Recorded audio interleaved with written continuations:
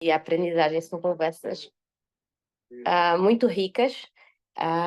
Uma aula, né, para quem está aí começando dentro da inovação jurídica, mas principalmente para que a gente consiga entender o que os escritórios que estão na vanguarda estão produzindo. Eu vou ser mais rápida aqui. Eu sou Daniela Freire, sou superintendente da Câmara Portuguesa.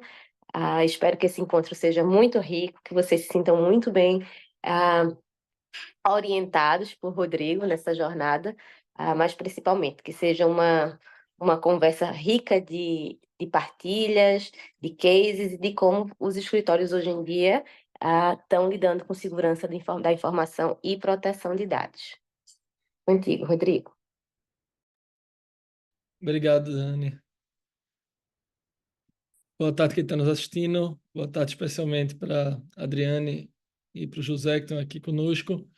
O tema do encontro de hoje, como a Dani apresentou inicialmente, a gente vai tratar de proteção de dados e segurança da informação, que é um tema cada vez mais importante em face de um conjunto de transformações tecnológicas em curso e que aqui, nesse encontro de hoje, a gente vai observar essa questão sob a ótica dos escritórios de advocacia, os quais, tais como o Abreu Batista Luz, que estão aqui conosco, prestam serviços visando a adequação dos clientes a padrões de segurança e as regras aqui, por exemplo, no caso da lei brasileira da LGPD, por exemplo, e, ao mesmo tempo, reproduzem preocupações semelhantes com relação aos próprios dados do escritório. Para participar do encontro com a gente vai ter a honra de ter aqui com a gente a Adriane Loureiro Novaes, que é sócia de governança de dados do Batista Luz, e o José Maria Alves Pereira, que é advogado de propriedade intelectual e tecnologia da informação do Abreu Advogados. Antes da gente entrar de vez no assunto, eu queria só relembrar muito brevemente que o encontro de hoje é parte do chamado Programa Insert, que é um programa de capacitação que é liderado pela Câmara de Comércio Brasil-Portugal e é voltado para discussão junto a advogados de escritórios de advocacia do Brasil e de Portugal sobre temas que entrelaçam direito, inovação e tecnologia. Esse é o terceiro encontro que a gente está fazendo. A gente já tinha feito 2 encontros antes, um deles sobre inteligência artificial e novas tecnologias, que contou com a participação também de 2 escritórios, cada um de um lado do Atlântico, que naquele caso foi o Tosini Freire e o PLMJ, e também outro encontro sobre automação de tarefas e processos nos escritórios da advocacia com o Matos Filho e o Moraes Leitão. Ambos os encontros já estão disponíveis no YouTube e podem ser acessados. E, além desse encontro que estamos fazendo hoje, o 4º encontro será realizado no mês que vem, mais exatamente no dia 12 de dezembro, em que a gente vai contar com o Piero Neto e o Vieira de Almeida para discutir as questões relacionadas à assessoria jurídica para chamar os novos modelos de negócios, como startups, empresas de tecnologia, empresas que se organizam de novas maneiras e, por conta disso, também exigem novas formas de prestação de serviço jurídico. A gente convida todos vocês a participarem e, agora dando início ao encontro de hoje, tal como também nos encontros anteriores, ele é dividido em 3 partes. A primeira parte é uma introdução ao assunto, em que, no caso aqui do encontro de hoje, a gente vai tratar da relevância de soluções jurídicas no âmbito da proteção de dados em face de um conjunto de revoluções tecnológicas e sociais que estão em curso. Na segunda parte do encontro, a gente trata de desafios para os escritórios de advocacias no tocante à produção e proteção de dados, seja naquilo que diz respeito à prestação de serviços diretamente aos clientes, quanto nas proteções dos próprios dados do escritório. E, por fim, a gente vai ter o prazer de escutar um breve relato de experiências práticas, tanto do Batista Luz quanto do Abreu. Agora, enfim, dando partida ao nosso encontro, eu queria chamar primeiramente a equipe do Batista Luz, aqui na figura da Adriane, para que a gente comece a falar sobre o assunto. E eu acho que nessa primeira parte é uma perspectiva, vamos dizer assim, mais propriamente histórica, relacionada a esse contexto de ascensão de preocupações referentes à privacidade e proteção de dados, em que a gente vai, a apresentação da Adriane vai, por exemplo, enfocar como a privacidade foi colocada em risco e em que medida isso tornou a proteção de dados uma tarefa inadiável. Adriane, está com você. Perfeito. Obrigada, Rodrigo, pela introdução. Vou compartilhar já a minha tela aqui. E aí, quando você me der o ok, eu já inicio toda a minha fala. Tá ok, estamos vendo perfeitamente. Perfeito. Bom, primeiro, boa tarde, pessoal. Gostaria de agradecer, então, o convite, né, do pessoal aí da Câmara de Comércio Brasil-Portugal. Também queria agradecer a presença dos colegas do Abreu que vão participar aqui conosco dessa discussão. Para quem não me conhece, meu nome é Adriane, eu sou sócia da equipe de governança de dados do Batista Luz Advogados, sou uma advogada formada no Mackenzie, tenho especialização em direito digital, proteção de dados. Sou cofundadora do Juventude Privada, que é uma ONG também muito legal. Quem quiser, quem tiver curiosidade, a gente pode falar um pouquinho sobre ela. Bom, mas hoje a gente está aqui para falar um pouco sobre proteção de dados, né? E para começar, eu acho que vale a gente trazer um pouquinho do porquê que essa preocupação ela surgiu. Como a gente sabe, os dados pessoais eles têm cada vez mais importância nos dias atuais, né? Então, cada vez mais a gente percebe que tem grandes empresas, aplicativos, novas tecnologias que utilizam dados pessoais justamente para gerar valor ao seu produto, né? E foi até daí que surgiu a expressão de que os dados eles são o novo petróleo. Eu particularmente não gosto muito dessa expressão porque dá a impressão de que os dados eles são da empresa, enquanto que na verdade os dados são dos indivíduos, né? E a lei de proteção de dados ela veio justamente trazer isso, né? Mostrar que as pessoas têm direito em relação àquilo, elas que mandam em relação ao que precisa ser feito ou não com os dados pessoais dela. Então, eu não gosto muito dessa expressão de que os dados são um novo petróleo, mas essa foi uma expressão que surgiu justamente para mostrar o valor que os dados têm nos dias atuais, né? E é por isso que a proteção de dados ela começou a ganhar mais importância. Não sei se vocês já chegaram a se perguntar, mas o que essas empresas elas sabem sobre você, né? Então, aqui a gente trouxe uma imagem que mostra basicamente o que o Google sabe sobre você. Então, o Google, ele sabe todas as buscas que foram feitas, por exemplo, no Google Search, ele sabe exatamente todos os vídeos que foram vistos ali no YouTube por você, sabe todos os e-mails ali, qual que é o melhor horário para te mandar um e-mail no Gmail, por exemplo. Mas a questão é, você foi informado de tudo isso?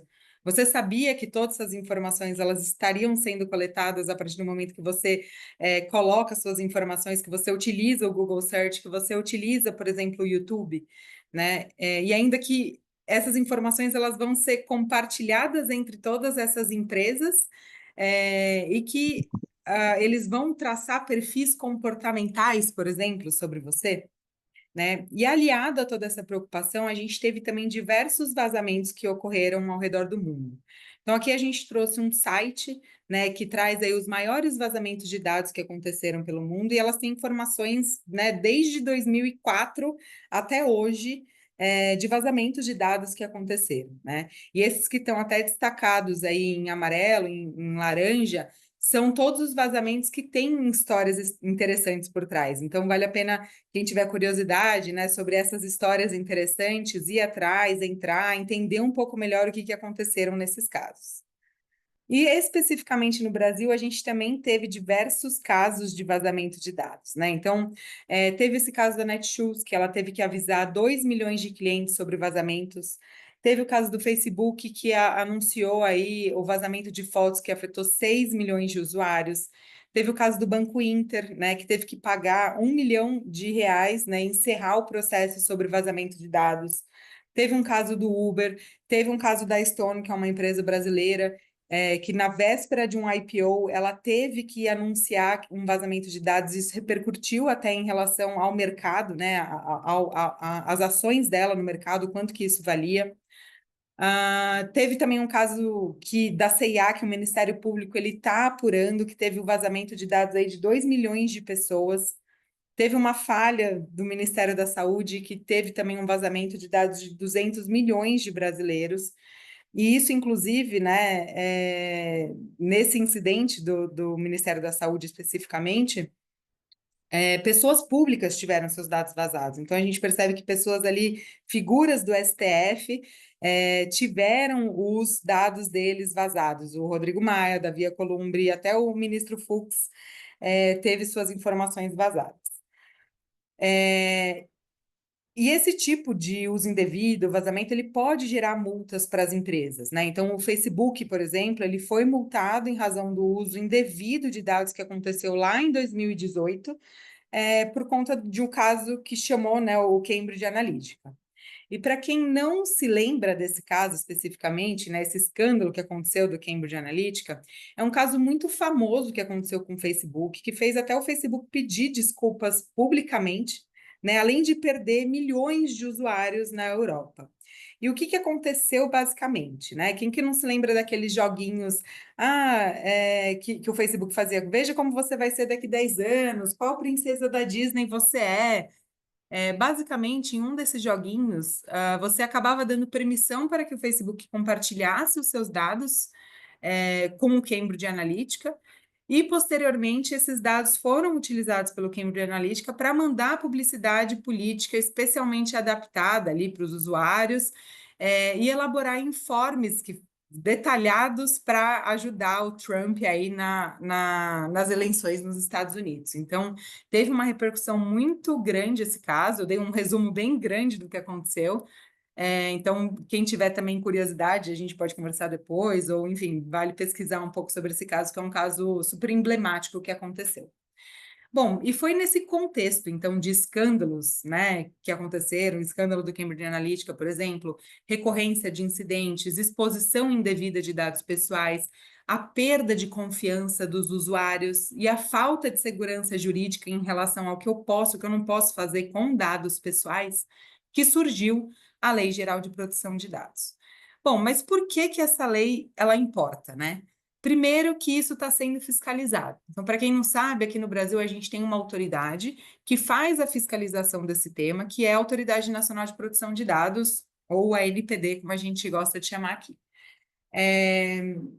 Em um relatório de monitoramento que foi publicado pela NPD no ano passado, eles constataram diversas petições de titulares envolvendo, né, alguns temas e também empresas, né? Então, por exemplo, plataformas digitais foram envolvidas, empresas do setor financeiro, empresas de telecomunicação, empresa do varejo, foram as principais aí atingidas por essas petições dos titulares, né?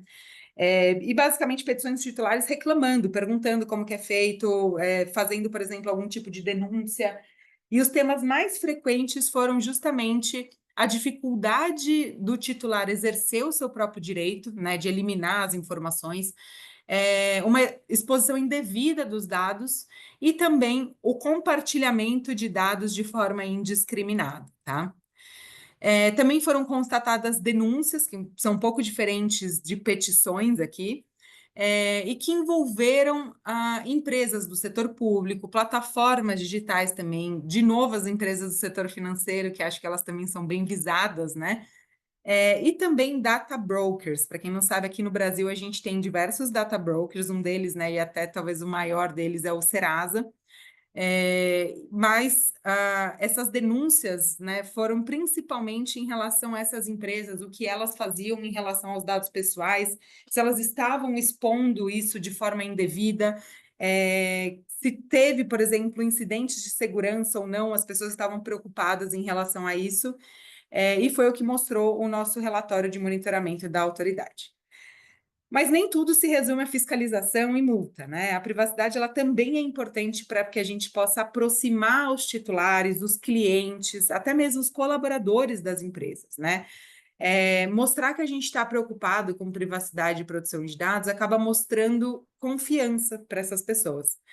E não sou eu que estou dizendo isso, né? A IAPP ela fez um estudo em 2023 que mostrou que 80% dos consumidores disseram que eles deixarão de fazer negócios com empresas que foram vítimas, por exemplo, de um ataque cibernético. Essa pesquisa também mostrou que 57% dos consumidores disseram que a sua confiança ela aumentaria se a companhia fornecesse informações básicas sobre privacidade, proteção de dados, no momento que você faz ali o cadastro, no momento que você dá os seus dados pessoais. Essa pesquisa também mostrou que 62% dos consumidores, eles querem ter esse controle sobre os dados, eles querem dizer o que fazer, o que não fazer com o meu próprio dado pessoal. E, além disso, 60%, mais de 60% dos consumidores disseram que a interação com uma equipe treinada poderia aumentar a confiança nas empresas. Além disso, né, as empresas elas também têm visto a privacidade e proteção de dados como um diferencial competitivo. A Apple, por exemplo, em diversas interações que você consegue ter com a Apple, você percebe que ela tenta trazer a privacidade como algo primordial ali para o seu cliente, né? Então, não sei se vocês já chegaram a perceber que, por exemplo, quando você interage com algum aplicativo, quando você baixa algum aplicativo, a primeira pergunta que a Apple faz é: você quer que esse aplicativo ele te monitore? Né, ele monitore as suas ações aqui dentro desse celular, dentro de outros aplicativos, e você tem essa escolha. Né? Além disso, você tem a informação de quais dados estão relacionados a você, e você também tem as informações de quais dados são utilizados para te monitorar. Obrigado, Adriane. Queria agora continuar no mesmo ritmo, ainda na primeira parte do nosso encontro, que é uma parte mais propriamente introdutória, mas dessa vez já começando a entrar mais propriamente no interior dos escritórios e direcionar agora uma pergunta para José Maria, enquanto ele prepara, José Alves, enquanto ele prepara a apresentação, em que o que eu destacaria dessa apresentação da Adriana, especialmente que a gente tem de um lado um contexto, vamos dizer, cultural, em que a gente enxerga a privacidade em risco, e, de outro lado, a valorização no seio da própria sociedade de um conjunto de práticas relacionadas justamente à proteção dessas informações. E que, uma vez em que se cresce a demanda, obviamente os escritórios passam a ofertar e redirecionar as suas práticas para atender esse novo contexto, e é justamente em torno disso que eu queria passar para José Maria. Antes de mais, boa tarde a todos e agradecer o convite para estar aqui presente. É com muito gosto que discuto estes temas. Eu vou aproveitar a excelente introdução da Adriane para pegar em alguns pontos que ela falou na sua apresentação e lançar a minha. Eu também não adoro a expressão novo petróleo dos dados, mas e gosto de ver a utilização de dados pessoais do lado das empresas e do lado do titular dos dados, do consumidor. E é que é importante, nós hoje em dia cada vez mais vemos no mundo digital. Uma simples compra, quantos de nós, os que estão aqui, em vez de se deslocarem a uma loja, não fazem uma compra online? Não preferem o conforto da casa e recorrem a uma loja online? E eu consigo ver os dois prismas a vantagem no que toca ao tratamento dos dados. Por um lado, temos que considerar aqui o consumidor e a sua privacidade, que obviamente é o primeiro ponto a considerar, a privacidade do titular dos dados, mas também o que ele beneficia da relação com o comerciante. Se nós formos a uma loja comprar um produto, nós temos aquele contacto com o vendedor consegue conhecer-nos, o vendedor consegue perceber o que é que nós queremos, às vezes direcionar-nos para um produto que nós não estávamos à espera, e isso não acontece no digital. E para poder acontecer no digital, as empresas têm que recolher dados. Muitas vezes recolhem dados em excesso, e é para isso que estão cá os profissionais da proteção de dados, para ajudar a definir programas de compliance e que permitam recolher os dados que são essenciais, mas também é preciso recolher dados para perceber qual é que é a necessidade daquele cliente, quando está a pesquisar na loja online, perceber o que é que ele quer, que produtos é que eu lhe posso mostrar, que produtos é que serão do seu interesse. Às vezes podemos dizer, e desculpem a expressão, que é chato, quantos de nós não recebem publicidade, porque agora estive a ver uns ténis e estou a receber imensos ténis, porquê? Mas por outro lado também às vezes descobrimos promoções boas que, se não fossem os cookies, se calhar não teríamos tido acesso. Portanto, nem tudo é mau. Mas isto acarreta riscos, porque, como a Adriane dizia, existe uma massificação no tratamento de dados, são tratados milhões e milhões e milhões e milhões de dados.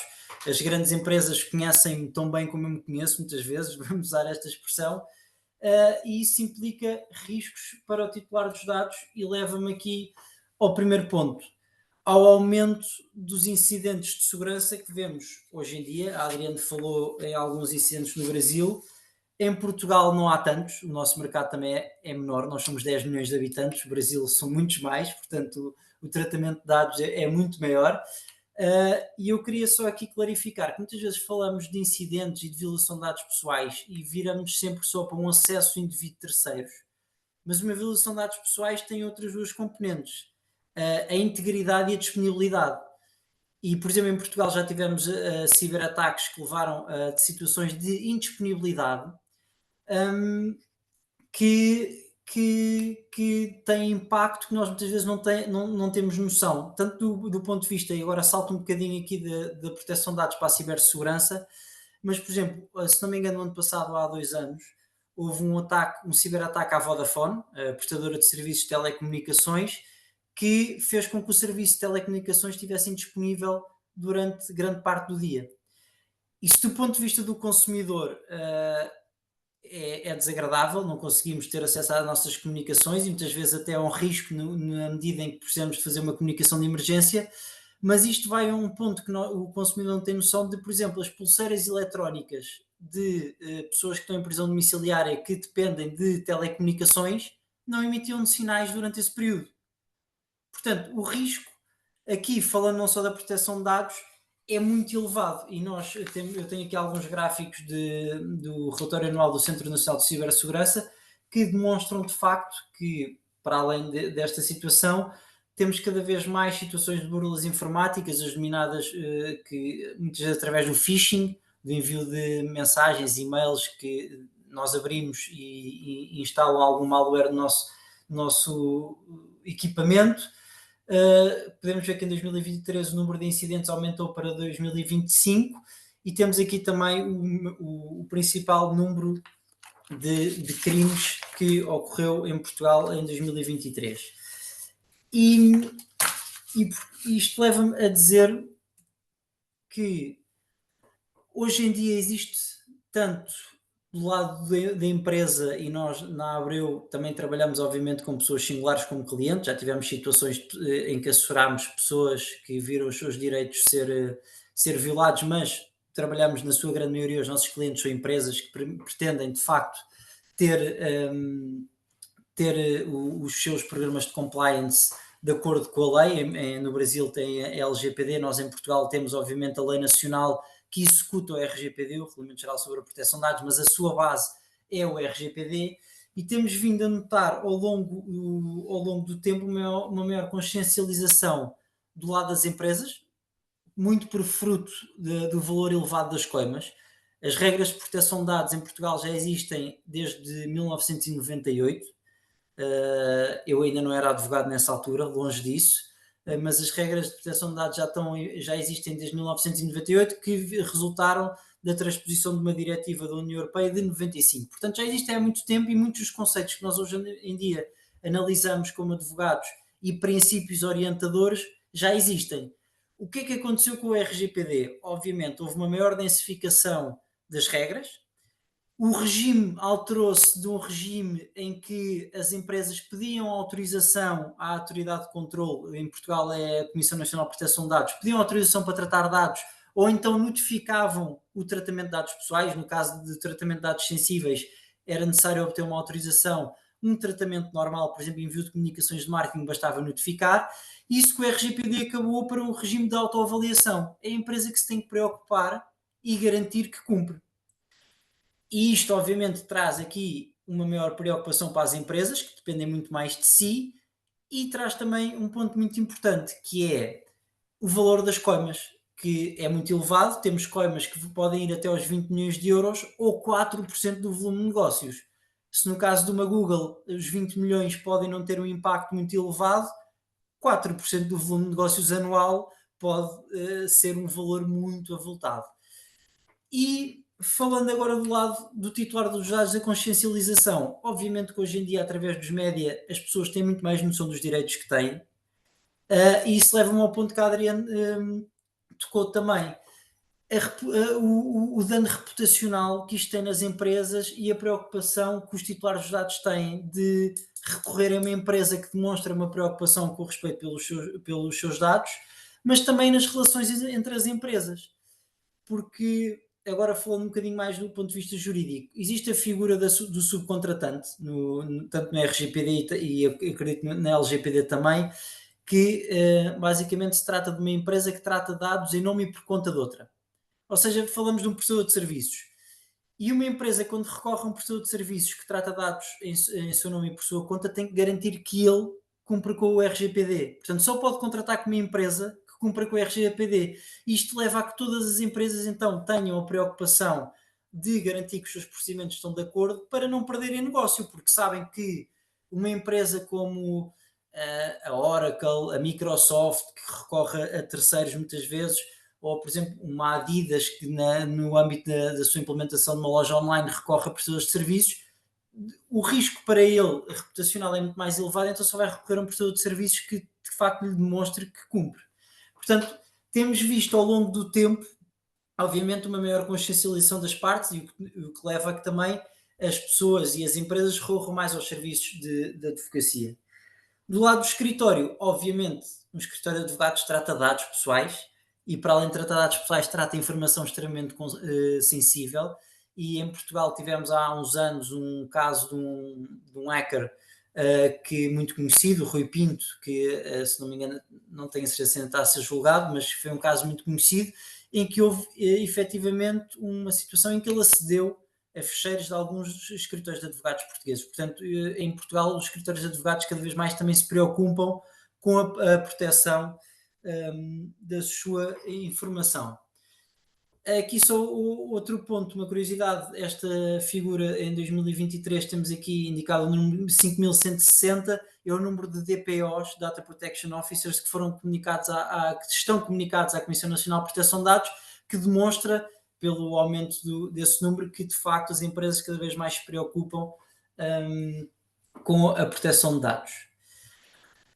Mas a proteção de dados, o RGPD é tech neutral, é uma legislação que é tech neutral, ou seja, não se preocupa só com uma tecnologia em específico, aplica-se de forma transversal, e de outra maneira não seria possível regular a tecnologia, porque a tecnologia avança a uma velocidade que a legislação ou o processo legislativo, nem digo a legislação, o processo legislativo não consegue acompanhar. Se tivéssemos que aprovar uma lei cada vez que a tecnologia evolui, todos os dias estaríamos a discutir leis novas. E neste momento já estamos a discutir a inteligência artificial. E como é que vamos regular a inteligência artificial? Na União Europeia já temos o regulamento de IA, na União Europeia foi o primeiro sítio onde se regulou a inteligência artificial e que está muito ligada ao tratamento de dados. Como sabemos, um sistema de IA é alimentado por um modelo de inteligência artificial, e esse modelo de inteligência artificial alimenta-se, digamos, tanto de informação não pessoal como de tratamento de dados pessoais. E o regulamento de IA preocupa-se mesmo a indicar que a sua aplicação não prejudica a aplicação do Regulamento Geral sobre a Proteção de Dados. E exige que, no âmbito do treino do sistema de inteligência artificial, da máquina, como lhe quisermos chamar, sejam cumpridas as regras do RGPD, ou seja, tem de ser definida uma finalidade e acima de tudo, temos que cumprir o princípio da minimização do tratamento de dados, ou seja, só podemos estar a tratar dados que efetivamente sejam adequados e necessários para aquela finalidade. Mas aqui o tratamento de dados pessoais não se fica pela IA, pela inteligência artificial. Este quadro, eu não sei se consigo fazer um zoom. A Adriane certamente que também tem este problema. Como advogado de tecnologia, o tratamento de dados pessoais está ligado com tudo. Isto aqui é um overview da legislação em discussão, em vigor, ou que ainda não está em vigor na União Europeia, de IT e de cibersegurança. Como podem ver, temos aqui muitos diplomas. Por exemplo, em cibersegurança tínhamos ANIS 1, neste momento temos ANIS 2, que está agora, por exemplo, em Portugal, está em consulta pública a legislação que irá transpor ANIS 2, que é a nova diretiva de cibersegurança. Temos ainda o Cyber Resilience Act, que também foi há pouco tempo entrou em vigor. Ainda temos também no campo do IT o Data Governance Act, o European Data Act Regulation. Portanto, isto é só para dar aqui uma imagem da quantidade de legislação que deve ser considerada. Não nos podemos cingir só quando falamos em segurança, e neste caso cibersegurança e IT, à proteção de dados pessoais, porque de facto temos muitos diplomas a considerar. Peço desculpa, agora tirei zoom demais. Vou voltar aqui a este ponto.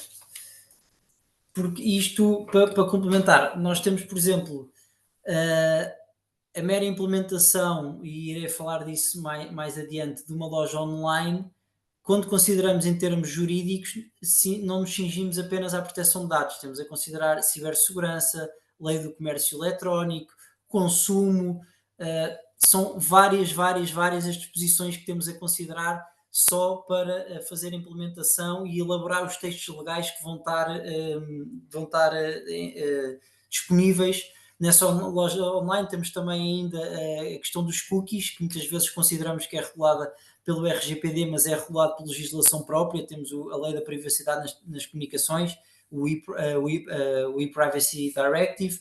Portanto, são muitos os diplomas que temos a considerar. Falando agora, voltando só para o tema da proteção de dados, em termos de serviços que são prestados por o escritório de advogados, temos obviamente as auditorias de implementação do RGPD, que basicamente funcionam como fazer uma radiografia do que cada empresa faz, identificar o que é que não está feito e apresentar medidas mitigadoras. Portanto, temos aqui as auditorias internas, e é importante considerar que os temas de proteção de dados não se cingem à parte de legal. É muito importante os advogados de proteção de dados trabalharem em conjunto com equipas de IT, porque nós temos, por um lado, as medidas organizativas, e falamos aqui de políticas, dos avisos de privacidade, dos acordos de subcontratação, das políticas de cookies ou da elaboração de formulários de consentimento, mas temos também as medidas técnicas. Falamos de firewalls, sistemas de dupla autenticação, definição de passwords seguras ou não. Portanto, as equipas de IT e de legal funcionam de muito de perto. Falando mais em questões específicas, temos as avaliações de impacto sobre a proteção de dados pessoais, que já não passam num serviço de auditoria, mas sim num day-to-day legal advice, ou seja, quando uma empresa pretende lançar, por exemplo, um novo serviço ou uma nova funcionalidade numa aplicação, de acordo com o princípio de Privacy by Design, tem que considerar a todo o tempo os riscos para a proteção de dados que daí advêm, e uma das ferramentas utilizadas, e que muitas vezes é obrigatório realizar, é uma avaliação sobre o impacto da proteção de dados. Temos a implementação de políticas internas, políticas que regulem como é que deve ser cumprido o exercício de direitos de um titular dos dados, ou como é que a empresa se deve comportar caso ocorra uma violação de dados pessoais, também iremos ver mais adiante. Privacy by Design já falei, e a transferência de dados, que neste caso é um tema sensível se falarmos de transferências de Portugal para o Brasil, porque é uma transferência para fora do espaço económico europeu, então exige que sejam aplicadas medidas adicionais. Aqui relativamente à parte 1, não sei se...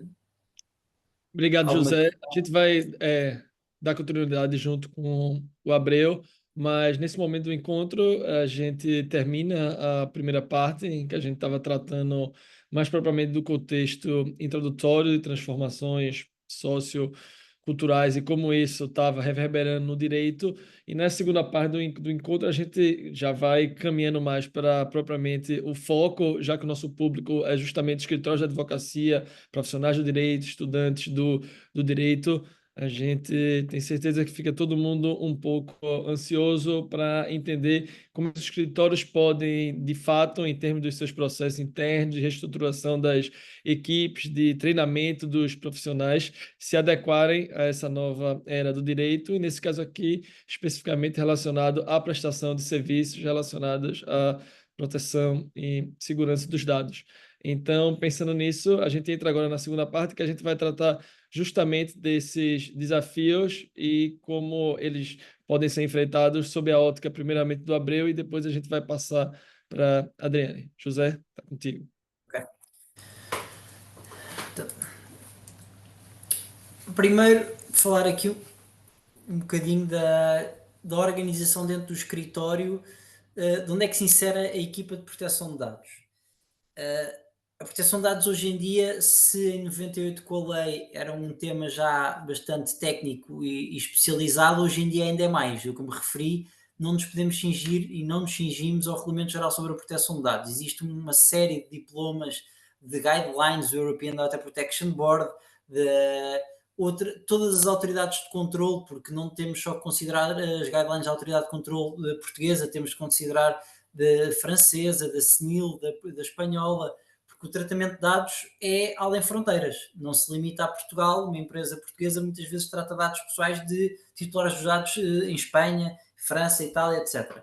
Portanto, isto aqui uma especialização muito elevada no que toca à proteção de dados, e é tudo uma questão de estratégia e organização. Nós na Abreu temos a equipa como o Rodrigo quando me apresentou, que eu era advogado de propriedade intelectual e tecnologias de informação, eu faço parte da equipa de facto de PI, de propriedade intelectual e tecnologias de informação da Abreu, que é uma equipa que acaba por segmentar em duas. Temos o lado da PI, que está mais direcionado para marcas, para patentes, a direito de autor, e temos a parte das tecnologias de informação, onde eu me insiro, que de certa maneira desdobra-se na parte da proteção de dados e de TMT, Tecnologia, Média e Telecomunicações, porque a tecnologia anda de braço dado com a proteção de dados. Portanto, há outros escritórios que preferem autonomizar a equipa de proteção de dados, há escritórios até que nem têm equipa de proteção de dados, que têm inserida noutras áreas, mas eu acho que, foi a nossa opção, que é uma sub-área dentro de uma área de tecnologia, digamos assim, a parte das tecnologias de informação. Portanto, como dizia, o advogado de proteção de dados, aqui falo de habilidades necessárias ao advogado, temos aqui expressões como necessidade, finalidade, fundamento, são tudo expressões associadas ao tratamento de dados pessoais, mas eu queria falar mais numa questão prática, e eu gosto da expressão que está aqui, visão global. O advogado de proteção de dados, eu gosto de dizer que é um advogado que não lida com o direito chamado clássico, direito contencioso civil, laboral. Nós somos um advogado muito prático. Eu digo prático porque nós temos que conhecer o negócio do cliente. Se o cliente quer implementar uma loja online, eu tenho que conhecer determinadas expressões que o cliente utiliza, porque eu vou lidar com a equipa de IT, vou lidar com a equipa de marketing. Eu, se estou a lidar com um problema de recursos humanos, eu vou lidar com a equipa de RH. Portanto, é um advogado muito mais prático, tem que saber o que é um cookie banner, tem que saber o que são cookies necessários, cookies de personalização, ou seja, obviamente, e já me perguntaram muitas vezes, José Maria, achas que o advogado de proteção de dados ou tecnologia tem que saber programar? Eu diria que não, não é essencial saber programar, mas se tiver conhecimentos básicos, se souber pelo menos o que é o código-fonte, como é que funciona uma aplicação, sim, eu acho que é essencial termos uma visão geral do negócio, porque nós lidamos muito diretamente, como eu referi, com as equipas do cliente. É um direito muito prático, é um direito muito de eu que tenho esta ideia de negócio vai tratar dados pessoais e o cliente pergunta-nos o que é que eu tenho de fazer para estar compliant com a lei. Não é tanto pretende-se que seja um direito uma atuação muito mais preventiva do que reativa. Ou seja, eu quero saber o que é que eu tenho que fazer para cumprir com a lei, mas da maneira a eu otimizar ao máximo possível os meus recursos, o meu negócio. Como é que eu vou conseguir conhecer melhor o meu cliente, mas sem violar os seus direitos de privacidade, sem violar a sua privacidade. O mesmo se passa na relação entre o trabalhador e a entidade empregadora, por exemplo, e esse é o exemplo que eu vou falar no fim, as investigações forenses. Eu já tive um caso, por acaso, além fronteiras, que trabalhei com o escritório brasileiro de uma investigação forense, e até tínhamos no Brasil, é visto de uma maneira diferente, mas para prevenir muitas vezes ciberataques ou leak de informação confidencial, a entidade empregadora tem que ter mecanismos que lhe permitam, por exemplo, aceder aos e-mails do trabalhador, mas ao mesmo tempo não pode ser um acesso indiscriminado, só porque sim, tem que existir regras. Portanto, nós temos que ter tanto em consideração os direitos do titular dos dados como da empresa, ao mesmo tempo perceber a tecnologia, como é que a tecnologia lhes permite aceder aos dados, para perceber como é que o direito se vai coordenar com tudo isto e não limitar o negócio do cliente e ao mesmo tempo não infringir os direitos dos titulares dos dados. E temos aqui para cliente e internos procedimentos de compliance, e nós nos escritórios de advogados temos de ser o primeiro exemplo. Nós não podemos estar a dizer, muitas vezes, dizer ao cliente tem que implementar estas políticas, tem que fazer isto, e muitas vezes restringir o negócio e depois, por exemplo, enviar um e-mail em CC com todas as pessoas, com todos os nossos clientes. Portanto, nós temos de ser o primeiro exemplo para o nosso cliente, temos que ter as nossas políticas internas, ter a capacidade de mostrar que cumprimos na atuação com o nosso cliente, nos nossos formulários, não enviar comunicações de marketing para contactos que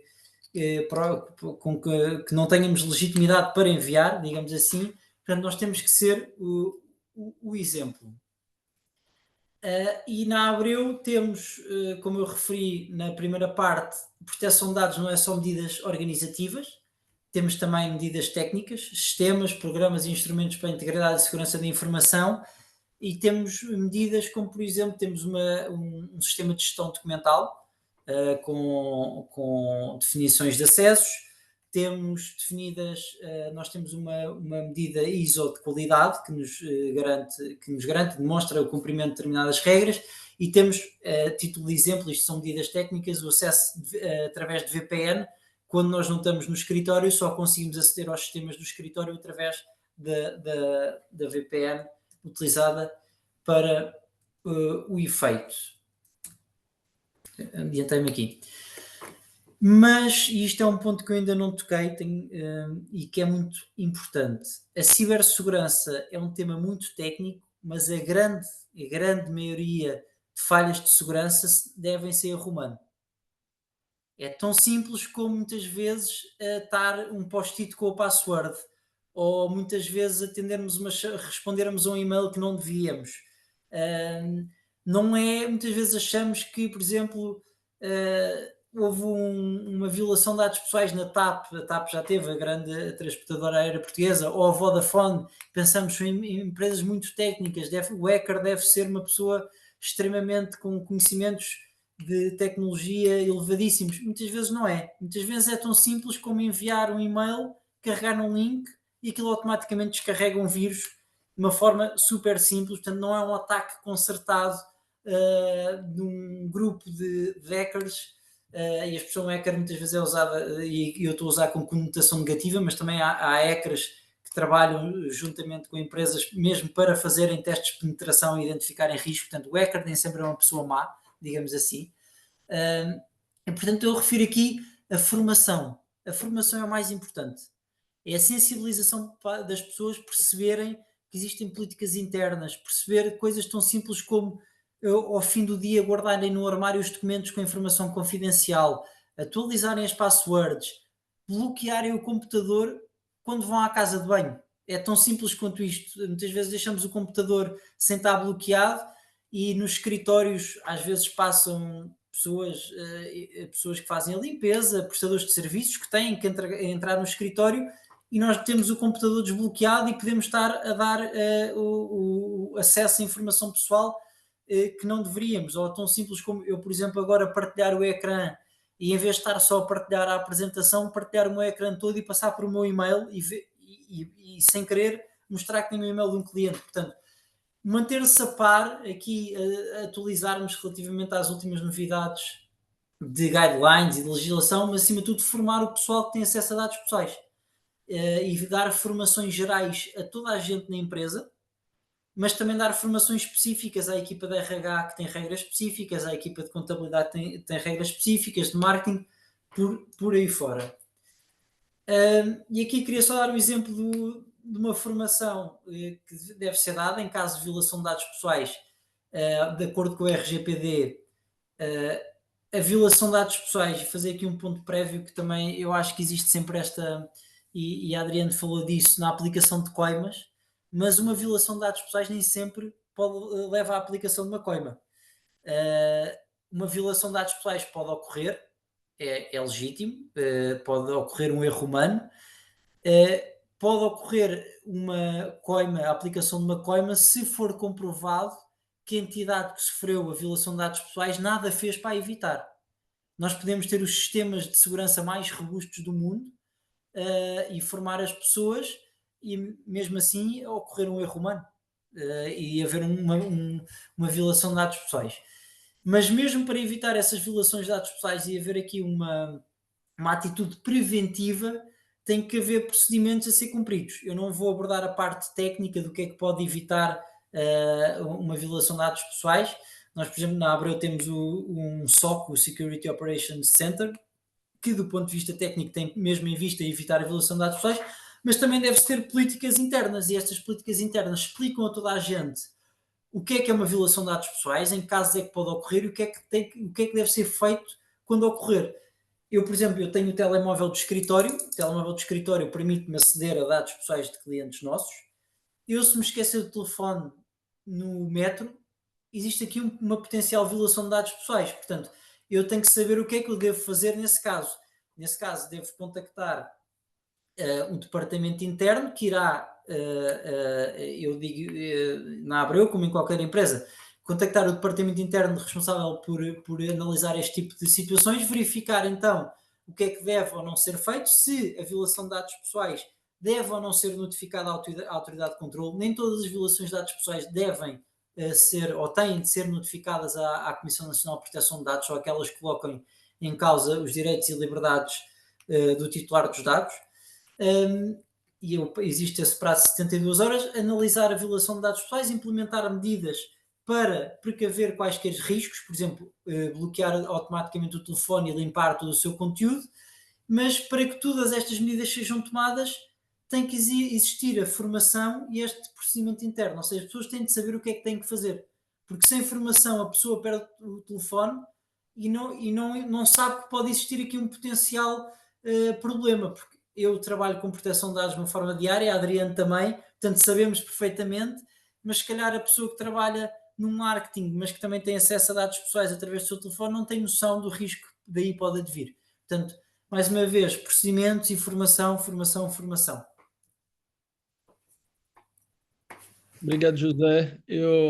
À medida em que via você destacando a importância de treinamento, especialmente voltado para caso em que ocorra violação de dados, eu pensei que hoje mesmo eu ia fazer essa apresentação lá do escritório e não pude porque estava tendo um treinamento no prédio inteiro para caso de incêndio, em que as pessoas do prédio treinam uma situação hipotética em que vai tocar alarme, as pessoas têm que sair, e por conta dos barulhos dos alarmes eu preferi vir fazer de casa, mas entendendo também a importância desse tipo de treinamento relacionado a incêndios, fiquei a imaginar que as empresas cada vez mais vão ter que fazer treinamentos parecidos, mais voltados especificamente para violação de dados, mas um tipo de treinamento que envolva toda a equipe, obviamente liderado pelos profissionais ligados à área, mas que todos os profissionais estão entrelaçados.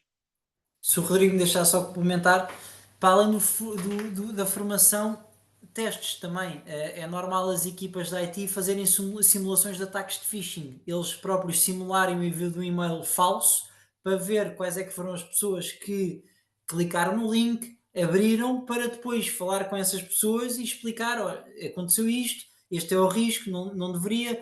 É que às vezes, por exemplo, o nosso e-mail é por exemplo, o meu e-mail é josé.a.pereira@abreudelegados.com.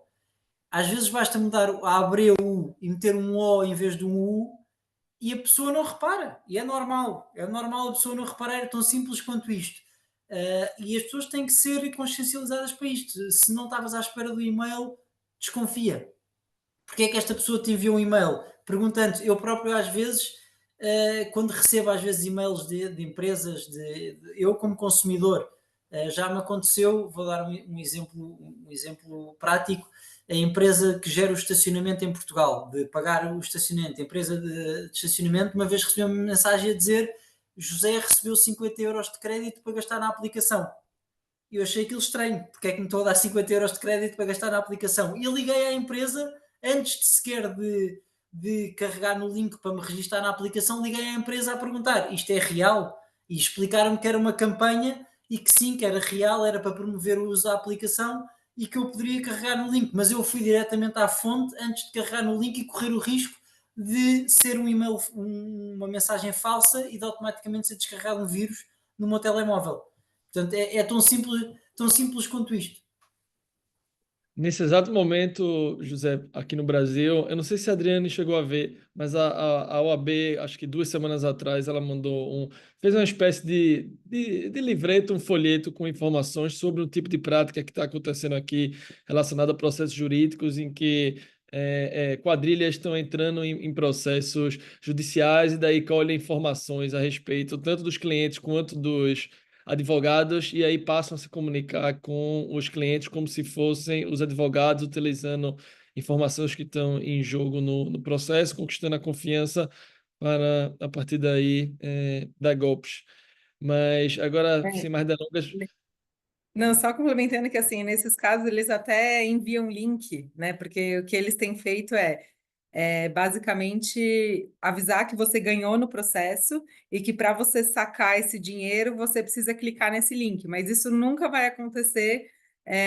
O seu advogado que precisa ir no processo judicial sacar esse dinheiro e não você como pessoa física, né, que não é advogada, parte ali no processo e ir atrás disso. Então, eles têm feito esse jogo, as pessoas acreditam, clicam no link e caem nesse phishing. Está sendo cada vez mais comum esse golpe aqui no Brasil.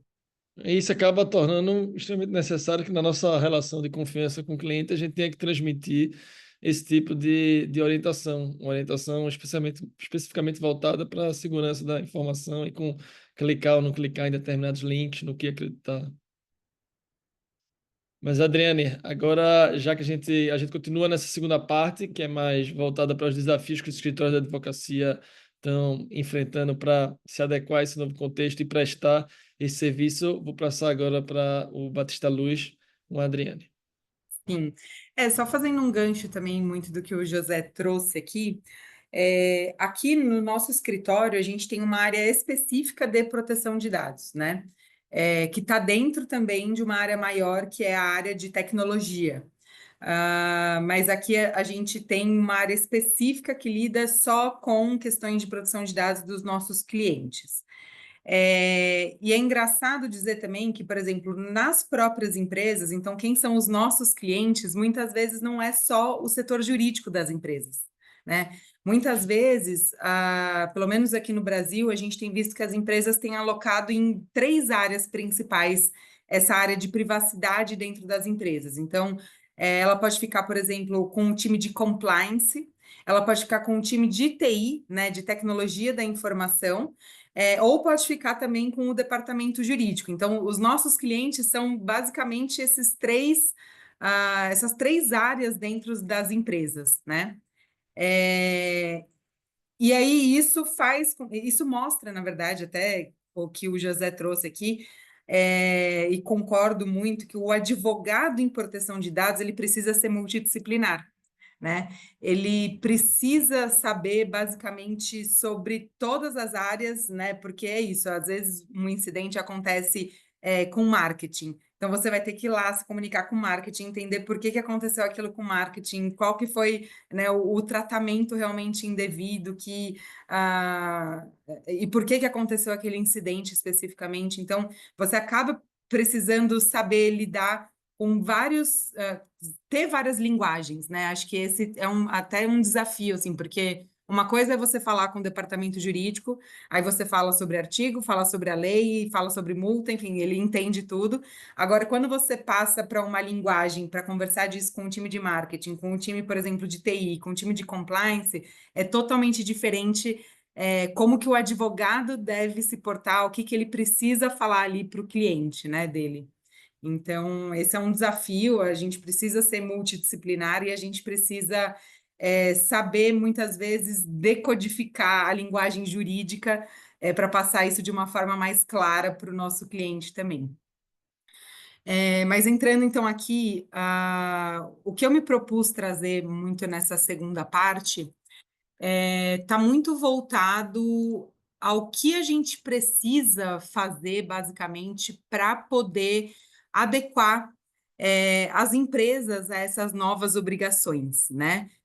E aqui eu estou falando de empresas, tanto os nossos clientes, como também o próprio escritório de advocacia, né? Então, a gente tem legislações agora que a gente precisa se adequar, a gente tem novas obrigações dessas legislações, por exemplo, a Lei Geral de Proteção de Dados aqui do Brasil trouxe diversas novas obrigações, então agora você precisa ter um encarregado de dados, né, tanto ali no escritório de advocacia como nas empresas, precisa ter essa figura, precisa ter também padrões de segurança, como o José estava falando aqui, a gente precisa ter o registro das atividades de tratamento, né, que é um mapeamento que a gente chama, ou roupa, como eles chamam lá na Europa. Tem também que ter essas metodologias, né, de privacy by design, para que desde o início a gente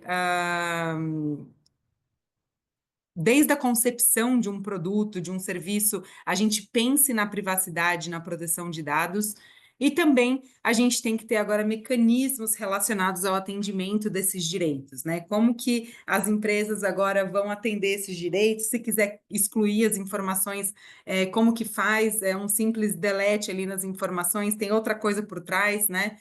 Que precisa ser feito, como que eu vou apagar isso, por exemplo, do backup? Enfim, então são vários desafios que a gente tem para implementar isso na prática. E para que a gente possa, né, começar com tudo isso, porque é muita coisa que precisa fazer para poder adequar, basicamente, e aí eu estou falando tanto da adequação que a gente faz no cliente, como a adequação que a gente fez aqui dentro do nosso escritório, por exemplo, o que a gente para que a gente possa fazer essa adequação, né, a gente tem basicamente um projeto, né? Que aí você tem 5 fases, que são as fases que a gente mostra aí para poder iniciar, para poder startar esse projeto de adequação. E a primeira fase, ela é essa fase de avaliação e conscientização, né? A avaliação, basicamente, o que a gente faz é entender quem que é a organização, quais são as legislações que são aplicáveis a essa organização. Muitas vezes não é só a legislação brasileira, muitas vezes, né, até como o José estava falando, tem outros tipos de regulação que são aplicáveis. Se eu estou falando, por exemplo, da área da saúde aqui no Brasil, ela é super regulamentada. Então, tem outras legislações que elas também vão ser aplicadas junto com a Lei Geral de Proteção de Dados. Então, esse mapeamento inicial, esse entendimento inicial de como que é a sua organização, né, e quais são as legislações aplicáveis, ela é muito importante para a gente começar a atuar.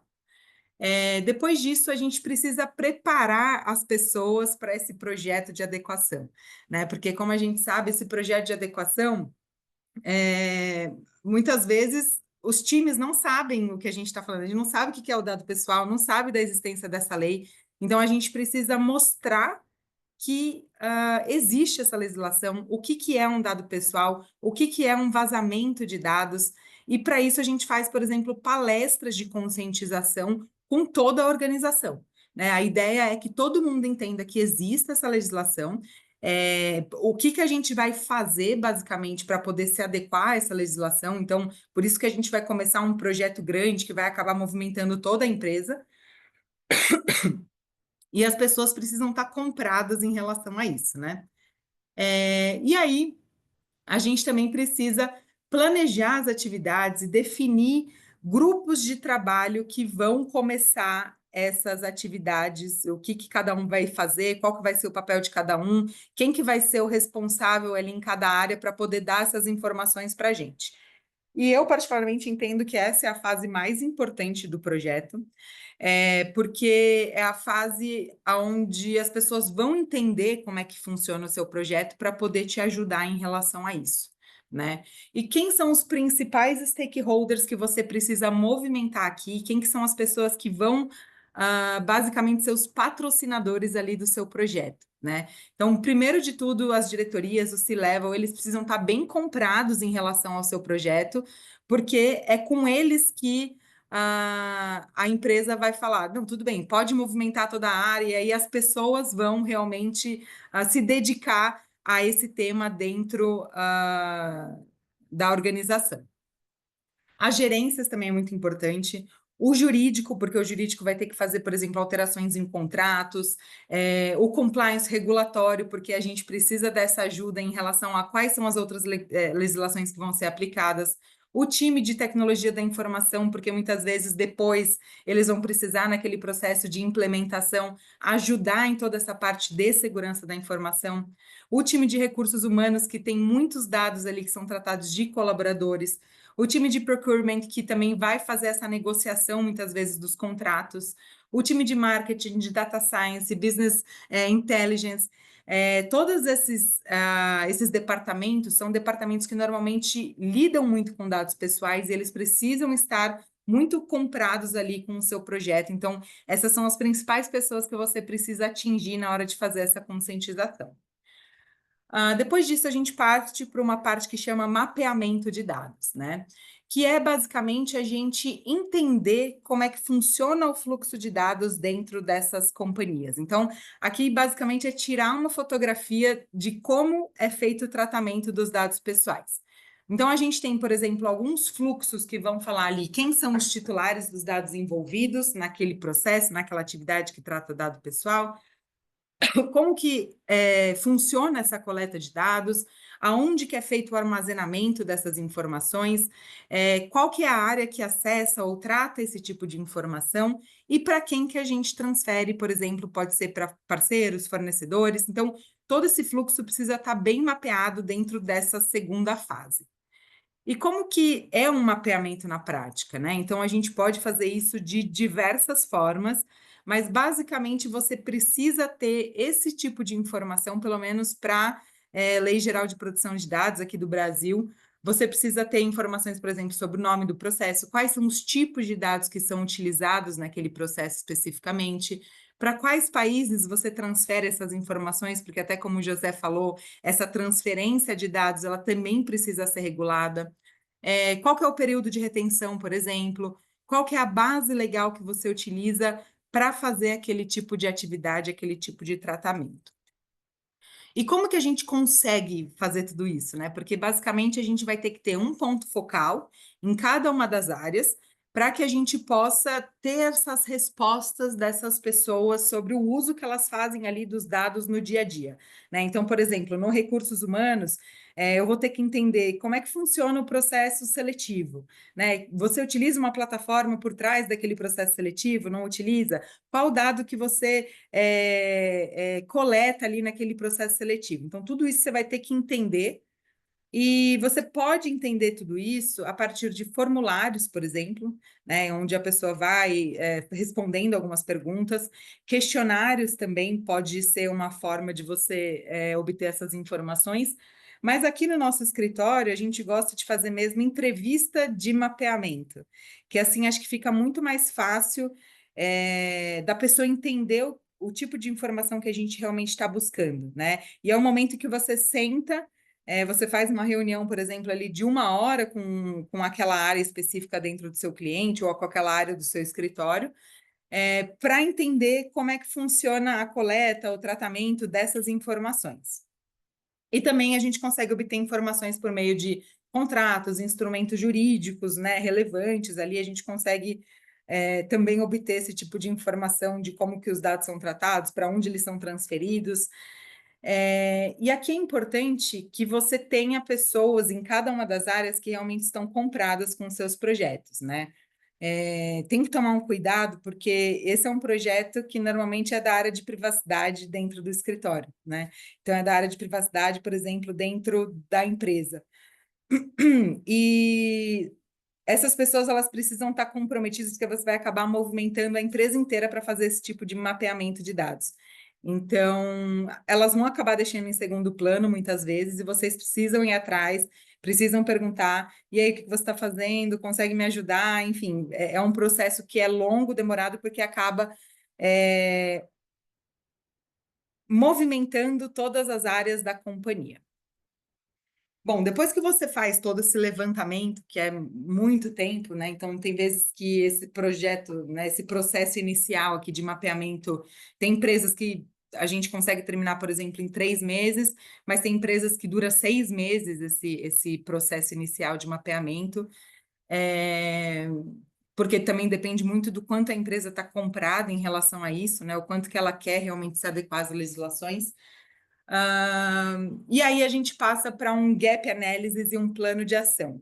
É a partir daí que a gente precisa entender quais são os riscos mais relevantes para aquela companhia, né? Quais são os dados que são tratados, o que a gente precisa fazer agora para se adequar à legislação, né? E aqui que eu verifico, então, medidas que são necessárias, e a partir disso eu monto um plano de ação. O que eu vou fazer a partir de todas as informações que eu tenho e quais são os gaps que eu acho que são mais arriscados, que eu preciso tratar isso primeiro. Depois disso, a gente passa para a implementação, né, que é a quinta e última fase aqui, onde a gente vai fazer a implementação dessas medidas jurídicas. A ideia é a gente elaborar alguns documentos, instrumentos jurídicos, como o José trouxe aqui, muitas políticas vão ser elaboradas, né? Então, a gente tem política, por exemplo, de segurança da informação, a gente tem política de governança de dados em geral, a gente tem política de retenção e descarte, né, das informações, como que ele vai, por quanto tempo eu preciso manter aquilo, quando que eu preciso descartar aquele tipo de informação. E também eu acho que esse é o momento em que a gente vai definir um time responsável pelo programa de privacidade dentro da empresa, né?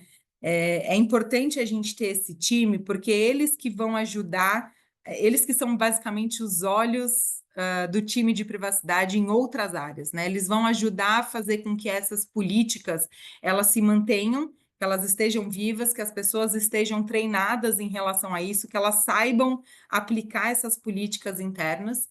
E muitas vezes essas pessoas, né, é tanto o encarregado, né, que é a figura principal ali, como o time de privacidade, né? Então, dentro, o encarregado ele pode ter um time de privacidade que vai ajudar com essas demandas internas.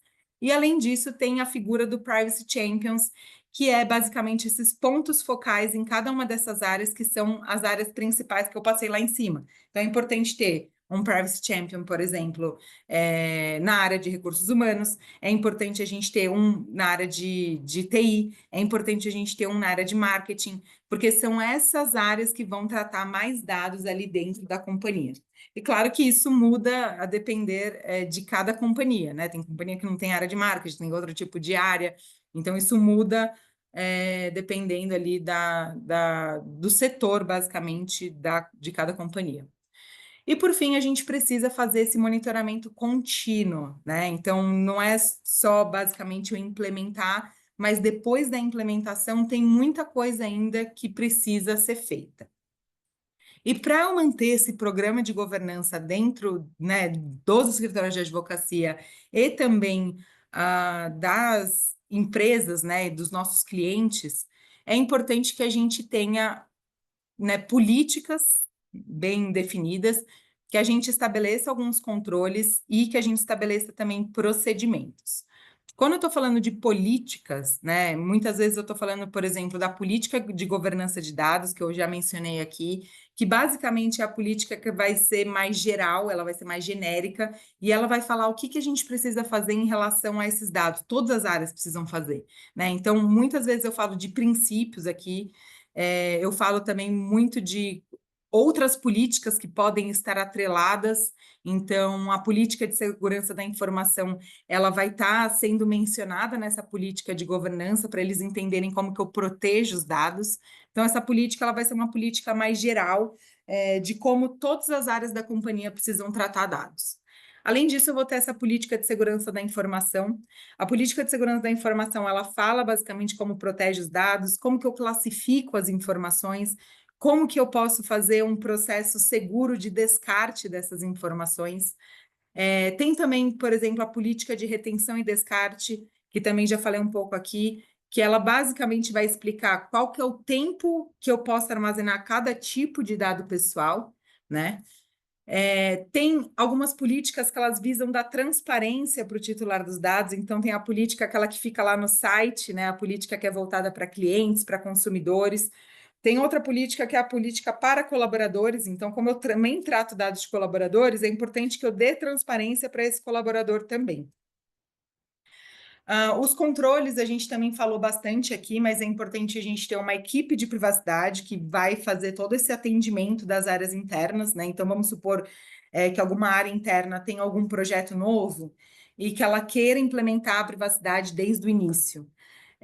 Como o José falou, muitas vezes a gente aplica esse procedimento de Privacy by Design, né? Esse procedimento de Privacy by Design é você entender como é que é o produto dessa área e fazer com que esse produto ele esteja desde o início já de acordo com as leis de privacidade e proteção de dados, respeitando a privacidade do usuário lá desde o início.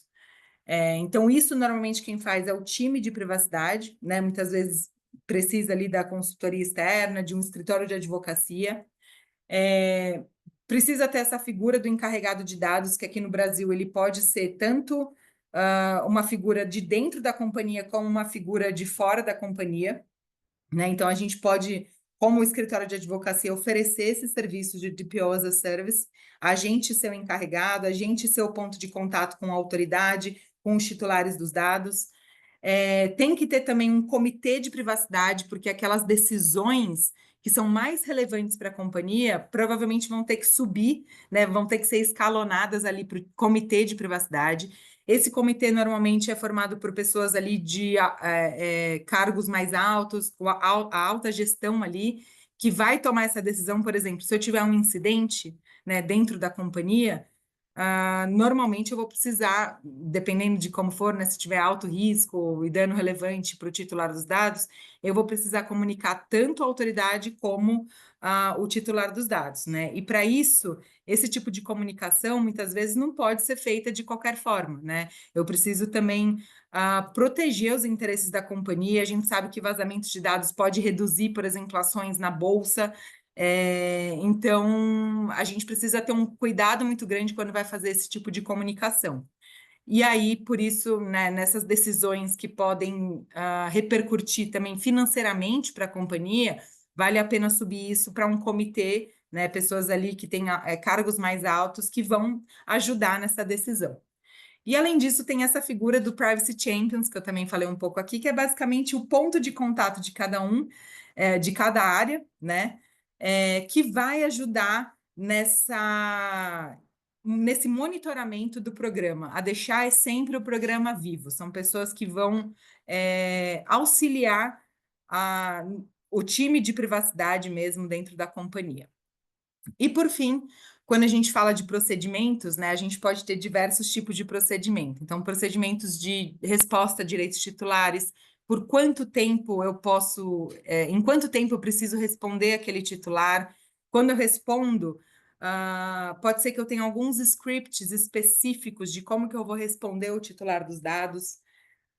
Tem procedimentos, por exemplo, de resposta a incidentes, né? Então, qual que é o tipo de incidente que precisa ser comunicado? Para quem dentro da companhia eu preciso comunicar quando eu notar que tem algum tipo de incidente? Como o José falou, às vezes eu envio um e-mail errado, isso já pode ser considerado um incidente. Então, para quem dentro da companhia eu preciso comunicar para que isso seja analisado propriamente dito? Vão ter procedimentos de Privacy by Design, que é exatamente isso que a gente estava falando de eu tenho um novo produto, quem que eu vou avisar, o que eu preciso analisar dentro daquele produto para estar adequado à lei. Procedimentos, né, de parceiros e fornecedores. Então, quando eu faço a transferência de dados para parceiros e fornecedores, eles também precisam estar adequados, justamente porque a nossa lei aqui no Brasil, assim como a própria GDPR, ele responsabiliza toda a cadeia de tratamento e não só o controlador dos dados, por exemplo. Então, é importante que a gente faça essa avaliação também de parceiros e fornecedores.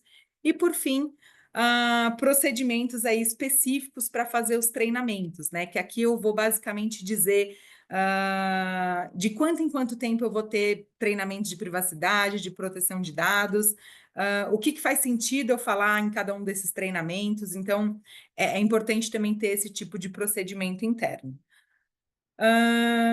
A gente fez um material super legal, né? É bem extenso esse material, porque ele fala basicamente de projetos de adequação, como manter isso dentro das companhias, como manter isso vivo dentro das companhias. Foi feito lá em 2020, né? Como vocês podem ver aqui, mas ele ainda está atual, porque é é um processo constante, né? A privacidade, a proteção de dados. Então, quem tiver curiosidade pode acessar esse material, um material super legal e bem robusto, que fala bem mais detalhadamente de cada uma dessas fases e do processo de monitoramento posterior que precisa ser feito, né, nas empresas, nos escritórios de advocacia.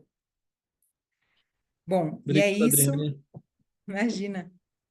Aqui a gente vai, enfim, ingressando na última parte do encontro, em que a gente trata mais propriamente são um breve relato de casos práticos que os escritórios vivenciaram internamente relacionado ao assunto aqui, tema do encontro.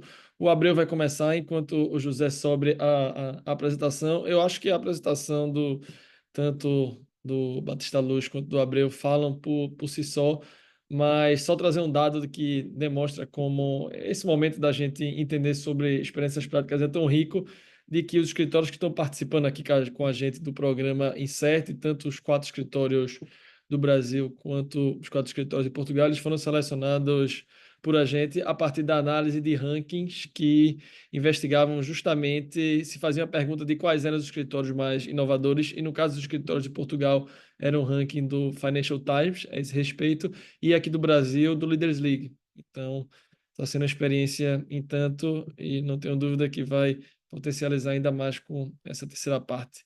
José, pode começar. Obrigado. Ora, falando de experiência prática, em termos de experiência interna, aqui não vou aprofundar mais a experiência externa de casos práticos e não tanto aqui a parte interna, porque em termos de perspectiva interna, a Abreu, como eu já disse, tem o SOC, o Security Operations Center, que em termos técnicos monitoriza em tempo real ameaças aos nossos sistemas, ciberataques, digamos. Temos também o software de gestão de documentos, software de acesso aos documentos, temos aplicação para abertura de assuntos e abertura de clientes que nos permite organizar os dados pessoais. E, por fim, as políticas internas, não vou estar a repetir todas, a Adriane já fez uma excelente exposição relativamente às políticas. As da LGPD são as mesmas que em Portugal e na União Europeia. Portanto, acho mais interessante para passar aqui à perspectiva externa, e penso que depois ainda teremos tempo eventualmente para discutir os dois e falar sobre casos que tenhamos. E eu peguei numa parte que a Adriane falou de irmos ao tão simples o que é um dado pessoal. E é engraçado, e de certeza que todos os profissionais que nos estejam a ouvir que trabalham com proteção de dados já passaram por isto, que é ir ter com o departamento, perguntar, tratam dados pessoais, e a primeira resposta é não. Porque as pessoas muitas vezes não têm noção do que é que pode ser um dado pessoal. E depois vamos falando, vamos fazendo os questionários e vamos a ver, e existem imensas operações de tratamento de dados pessoais que não se tinha noção que existiam. E isto leva-me àquele caso que eu falei há pouco das investigações forenses, do acesso a dados pessoais de trabalhadores. Eu acho que é um tema muito interessante porque é um tema muito sensível. E muitas vezes eu há uns tempos, em conversa a nível pessoal com uma pessoa que trabalha em recursos humanos, nem foi em termos profissionais, dizia-me: nós nos recursos humanos devíamos ter acesso a todos os dados pessoais e depois logo se via o que é que fazíamos com isso, qual é que é o mal. Não é bem assim. É isso exatamente que se pretende evitar, é que os departamentos tenham acesso a todos os dados pessoais, porque sim. E neste caso, no âmbito das investigações forenses, existe muita questão de o e-mail é nosso, porque é que nós não podemos aceder, os ficheiros são nossos, porque é que nós não podemos aceder, porque é que não podemos controlar, nós temos informação sensível, queremos obviamente limitar o acesso, queremos limitar o download, e é importante as pessoas perceberem que a regulamentação de proteção de dados não limita ninguém de tratar dados pessoais, simplesmente delimita como é que o tratamento deve ser feito. E neste âmbito da investigação forense, por exemplo, quando se suspeita que um trabalhador está a usar informação confidencial para proveitos próprios, nós já tivemos casos de trabalhadores que retiravam listas de clientes para usarem em negócios próprios e a empresa vinha a saber por força de uma queixa. E para poder investigar e abrir um procedimento disciplinar contra o trabalhador e eventualmente procedimento de crime, etc., tem de investigar internamente, tem que aceder ao e-mail, e potencialmente até ter acesso a dados pessoais, porque todos nós usamos o e-mail de trabalho muitas vezes para além do que é suposto, que é uso profissional. Eu já mandei e-mails pessoais através do meu endereço de e-mail profissional. Não é suposto, deve ser feita uma utilização profissional, mas como a Autoridade de Controlo Portuguesa diz, é impossível limitar a 100% essa utilização pessoal. Não é razoável. Portanto, é possível fazer esse acesso, mas com respeito pelos direitos do trabalhador. E por isso é que entra aqui a parte do privacy by design, de uma postura preventiva, em primeiro lugar, de uma política que explica ao trabalhador, quando ele ingressa na empresa, para que fins é que podem ser utilizados os equipamentos da IT, o telemóvel, o e-mail, o telefone, para que fins é que podem ser utilizados e em que situações é que ele pode esperar que haja, eu vou-lhe chamar uma invasão de privacidade, mas é uma expressão forte, que haja um acesso ao seu e-mail. Porque pode acontecer, se houver uma suspeita fundada de que está a ser cometida uma infração, é expectável que haja um acesso aos e-mails. Mais uma vez, não é indiscriminado e isto tudo tem que ser visto caso a caso, não se deve ter a política como temos uma política interna, podemos fazer isto sempre que entendermos que é razoável, não, tem que ser tudo visto caso a caso pelas equipas de legal, mas o que eu queria trazer aqui é possível fazer as coisas, têm de ser bem feitas e têm que ser feitas com razoabilidade e dentro dos limites da lei, mas são poucas as coisas, obviamente, os dados pessoais não podem, isto é o princípio básico da licitude, não podem ser utilizados para cometer um crime, mas os dados pessoais podem ser utilizados para enviar marketing direto, podem ser utilizados através de cookies para eu conhecer melhor o meu cliente, eu posso fazer um perfil do meu cliente, eu até posso vender dados pessoais. Em Portugal não existe muita figura do data broker, mas a Adriana estava a falar que no Brasil existiam muitos data brokers.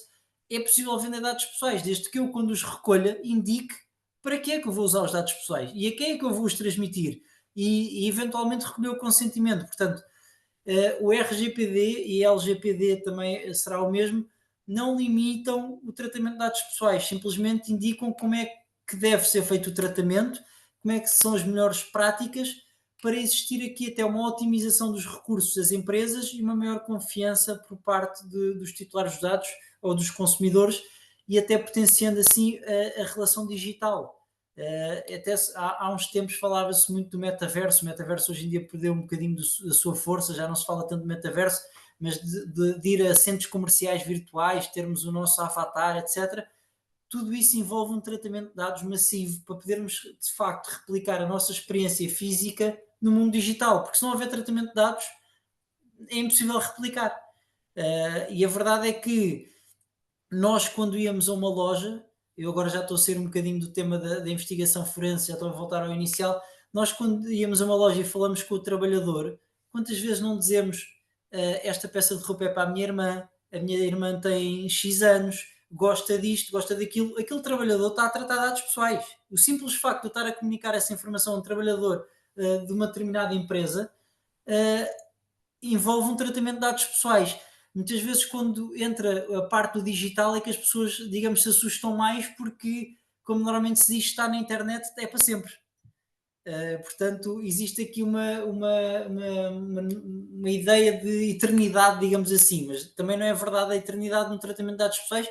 Mais uma vez, pegando no que a Adriano disse, e eu não falei disso, tem que existir as políticas de conservação que indicam os prazos de conservação, como é que devem ser eliminados os dados, etc. Portanto, esta era a ideia que eu queria trazer para aqui, que é possível tratar dados pessoais, é possível fazer muita coisa com os dados pessoais, desde que seja feito de acordo com a lei. Obrigado, José. Agora vamos passar para a parte final do encontro com a Adriane, que vai trazer um pouco da experiência do Batista Luz.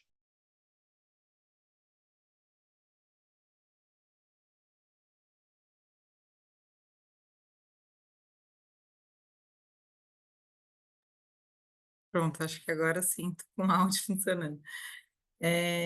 Bom, Eu queria trazer também aqui alguns casos práticos, né, que foram mais voltados assim à estrutura governamental das empresas, né, de alguns clientes aqui nossos. É, por exemplo, teve uma indústria farmacêutica, né, que a gente fez todo esse projeto de adequação que a gente estava falando aqui agora, para adequar todas as áreas aqui no Brasil e tudo mais. Esse projeto, ele virou um projeto que repercutiu, né, em outras, na América Latina, repercutiu nos Estados Unidos, que são em outras unidades, né, dessa indústria farmacêutica. E o time global, ele gostou desse projeto e falou assim, vamos adaptar todo esse projeto que vocês fizeram para as outras companhias aqui, tanto da América Latina como dos Estados Unidos.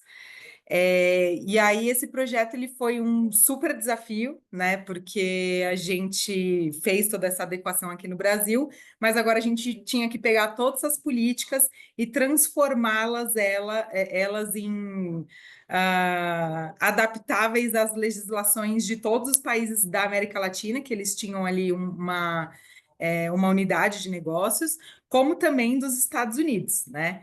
E como que basicamente a gente pensou em organizar tudo isso?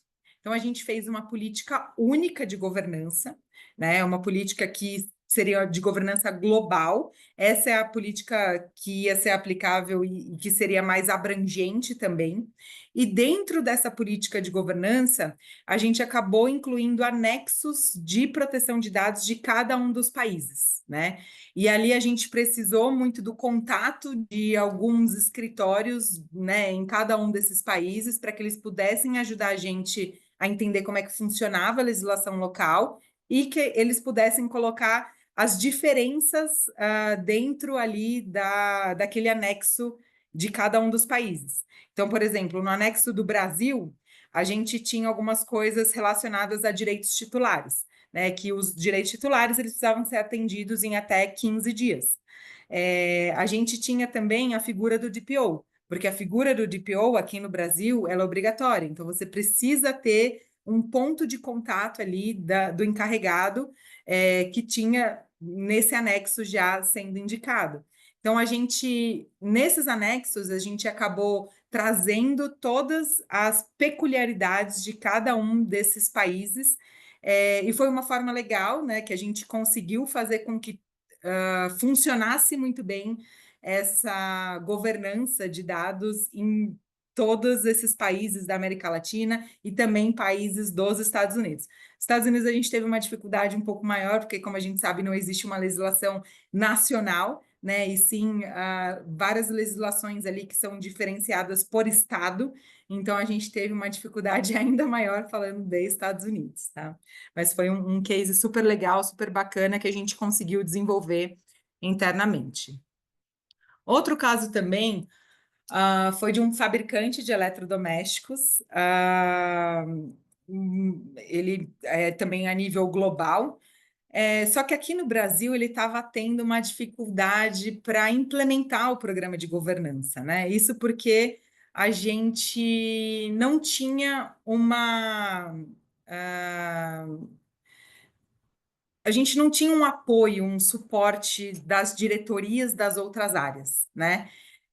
Então, estava muito difícil da gente conseguir fazer com que as empresas, as outras áreas falassem para a gente, olha, tem um novo projeto aqui que trata dado pessoal, que eles pudessem, por exemplo, implementar os prazos de descarte. Estava muito difícil da gente fazer isso funcionar dentro da companhia como um todo, porque as áreas de negócio elas não estavam aderindo muito bem, né? Mesmo com a criação dos Privacy Champions que a gente falou, os Privacy Champions eles não estavam dando muita importância para o programa como um todo, né? Como eu falei, é um programa que é difícil de ser implementado justamente porque a gente precisa desse apoio, né, de diversas áreas dentro da companhia.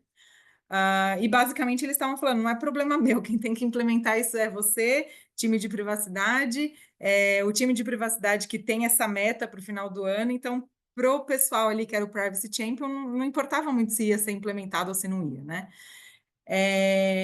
E aí o que a gente fez foi a gente desenvolveu um regulamento dos Privacy Champions, que aí tinha alguns esquemas de pontuação para esses Privacy Champions, que depois, no final do ano, eles conseguiriam bater metas próprias deles, né?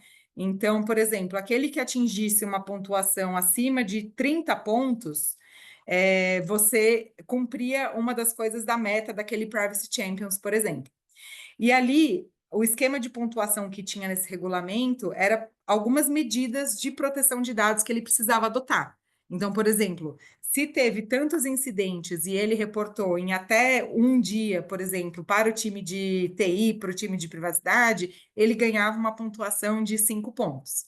Se teve um novo projeto e antes, né, de você implementar o projeto, você falou com o time de privacidade, você ganha, sei lá, 10 pontos. Então, tinha um esquema de pontuação para cada atividade de proteção de dados que aqueles Privacy Champions cumpria dentro da companhia. Isso também foi algo que foi super bacana, os Privacy Champions começaram a aderir isso, e isso virou uma meta, né, dessas pessoas para incentivar esses Privacy Champions a também ajudarem em todo esse projeto. Então, foi algo super legal, a gente conseguiu implementar e hoje, por enquanto, está rodando bem nesse esquema, né, de pontuação de regulamento dos Privacy Champions. E, por fim, aqui, meu último caso prático que eu queria trazer para vocês foi também num caso onde a gente tinha uma rede de medicina diagnóstica, né? Então, uma empresa de medicina diagnóstica lá no começo, em 2018, procurou a gente fez todo o projeto de adequação com eles, mas eles eram uma empresa. E depois de um determinado momento, acho que 2 anos depois, eles começaram a crescer assim de uma forma exponencial, né? Eles começaram a crescer muito e viraram uma rede de saúde integrada, que tinha hospitais dentro, que tinha, enfim, operadoras de saúde dentro, então tinha health tech dentro, então tinha várias coisas integradas ali naquela rede de saúde. Só que o tipo de privacidade ele não cresceu. Né, o time de privacidade ele continuou sendo aquelas 2 pessoas só, 3 pessoas ali no time de privacidade, e agora a gente tinha que fazer isso, né, fazer o programa funcionar para várias outras empresas que faziam agora parte do grupo. E o que começou a acontecer foi que teve um afunilamento muito no time de privacidade, né? Então, o time de privacidade de 3 pessoas não conseguia atender toda aquela rede de saúde integrada. O que a gente pensou junto com o nosso cliente foi desenvolver alguns mecanismos, algumas ferramentas que pudessem empoderar as pessoas das áreas para que elas pudessem analisar o produto delas desde o início para ver se estava de acordo ou não com a privacidade, com a proteção de dados. E aí, basicamente, o que a gente fez foi, primeiro, workshops, né? Então, a gente segregou bastante em times, fizemos treinamentos ali de 1h30, 2 horas ali para a gente poder fazer como se fosse cases mesmo, né, de aplicação prática dessas pessoas. A gente fazia perguntas, as pessoas respondiam, se reuniam em grupos, enfim, foi um workshop bem interessante que a gente fez. E sobre Privacy by Design, que era justamente assim, eu tenho um novo produto, como que eu faço para que a privacidade, a proteção de dados, ela esteja protegida ou embutida nesse produto desde o início, né? Então, a gente fez esses workshops em grupos, e além disso, a gente deu um manual de Privacy by Design depois, para que essas pessoas pudessem aplicar o passo a passo, né? Cada um daquelas etapas que a gente tinha estabelecido junto com a empresa, e que ela visse que o produto dela está realmente de acordo com as regras de privacidade e proteção de dados, né?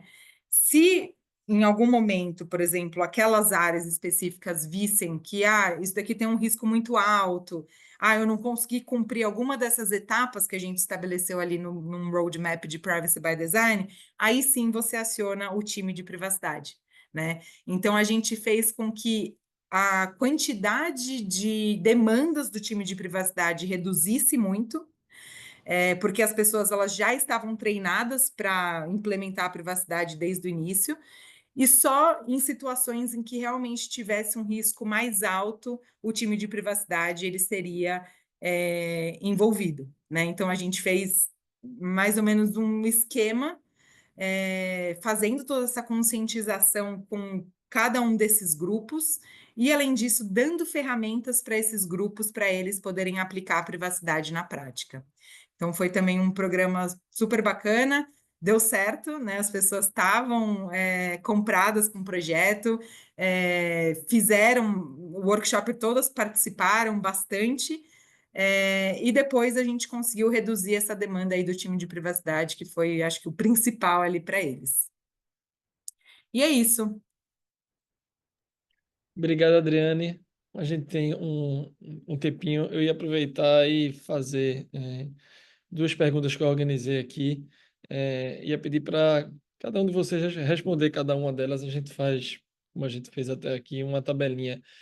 A primeira pergunta, na verdade, é uma junção de perguntas que alguns dos nossos associados tinham enviado para a gente, em que eu acho que há muito questionamento, tanto em relação às leis gerais de proteção de dados do Brasil e de Portugal, em especial, assimilo tudo entre elas, o fato notório de que a lei europeia inspirou diretamente a lei brasileira é editada logo depois.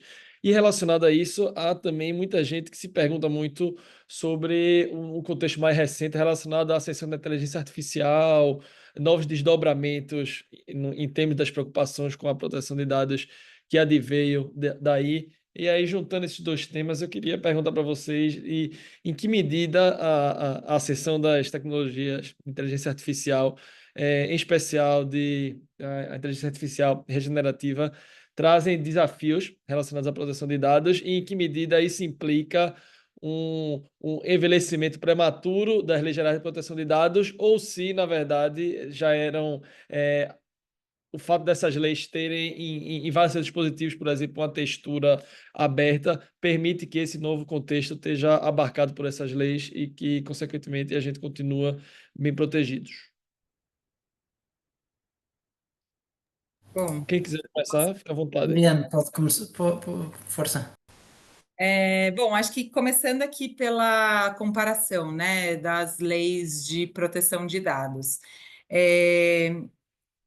Eu entendo que a GDPR e a LGPD elas são muito similares mesmo, né? E como realmente o Rodrigo falou, a nossa lei ela foi muito inspirada na legislação europeia, né? A nossa lei aqui brasileira. Só que também existem diferenças significativas, né? Então, eu posso até enviar aqui para vocês nesse um link, quer ver?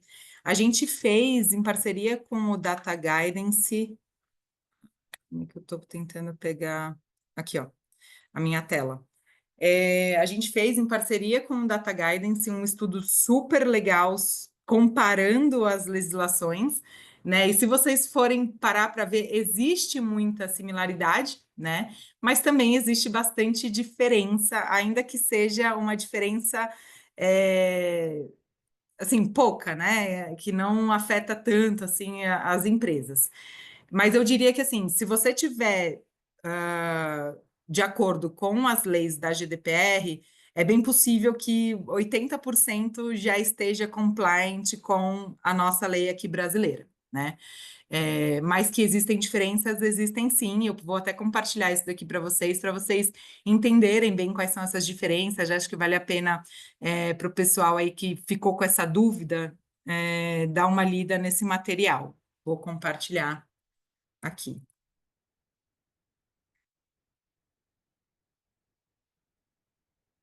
A segunda, falava um pouco de tecnologias, né, novas tecnologias e IA.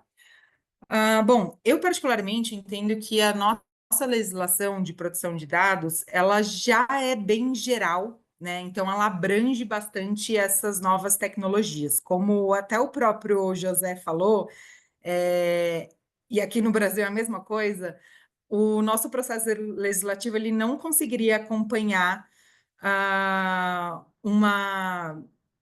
uma mudança tão rápida da tecnologia que a gente tem agora, né? Então, assim, se a gente tiver leis que são criadas especificamente para as novas tecnologias, vai ser uma coisa muito difícil, né, da gente conseguir realmente implementar isso, pelo menos aqui no Brasil, porque é muito demorado a questão de você aprovar uma legislação.